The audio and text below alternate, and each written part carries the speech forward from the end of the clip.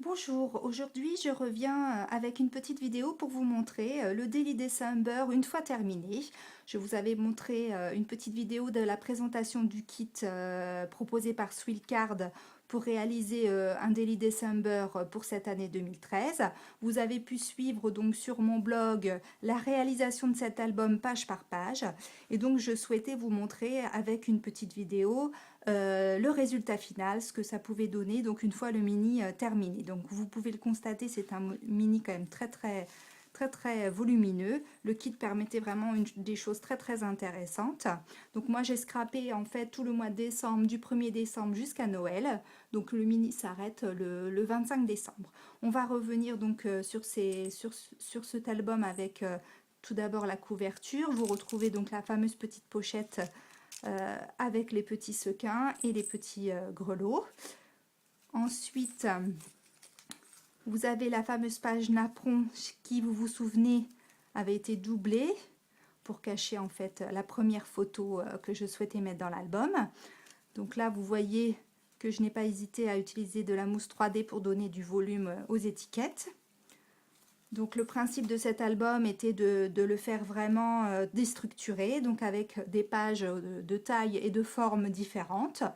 Donc j'ai utilisé vraiment tous les papiers du kit et tout ce que le kit pouvait fournir comme embellissement. On retrouve notamment les petits embellissements fournis dans le kit sur cette page. La fameuse pochette qui avait été coupée en deux, vous pouvez le retrouver dans les articles précédents pour créer une page à onglet pour cette partie-là. Voilà. Ensuite, là, on voit que j'ai carrément utilisé directement les étiquettes pour faire des pages. Là, on retrouve bien tous les numéros donc fournis dans le kit pour faire ce Daily December. Là, j'ai carrément utilisé un tag pour faire une page où j'y ai collé une photo. J'ai pas hésité aussi pour donner du volume à ajouter des matières, donc de la feutrine, un petit peu de paillettes, du bois, qui je trouve se marie très bien avec les papiers Swillcard. On retrouve ici une page réalisée avec un tampon. Donc c'est une page craft du kit sur lequel j'ai tamponné un superbe tampon Florilège Design.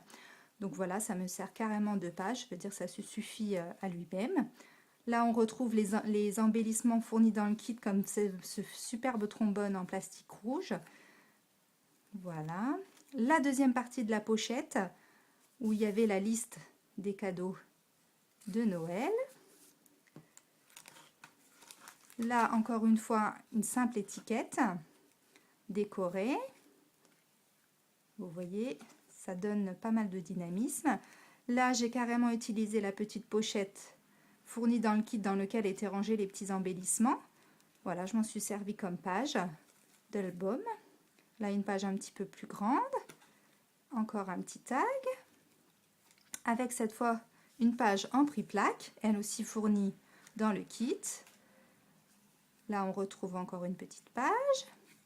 De nouveau, une étiquette utilisée comme page.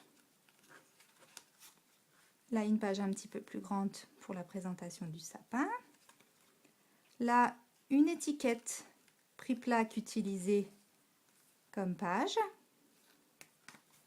Encore une étiquette tag, une autre petite page. Là, c'est la carte en fait qui était fournie dans le kit, donc je me suis servi comme page. Un petit tag. Là, de nouveau, un tampon Florilège tamponné sur le papier craft, décoré.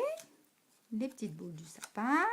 Là, on retrouve une petite pochette fournie dans le kit, dans laquelle on peut glisser donc des petits tags. Et puis on finit avec les cadeaux de Noël, ici et ici. Vous voyez, donc cet album est quand même plutôt bien fourni. On voit donc l'épaisseur. Donc ce kit était vraiment parfait pour ce projet. Donc si vous avez envie de vous lancer, allez-y. Si vous n'avez pas encore terminé, on a tout le temps. il n'y a pas de problème, vous avez toutes vos photos, maintenant c'est à vous de jouer. Voilà, j'espère que ce projet vous a plu. N'hésitez pas à revenir sur les articles précédents pour vous aider à décorer et à réaliser de votre album. Voilà, bonne journée!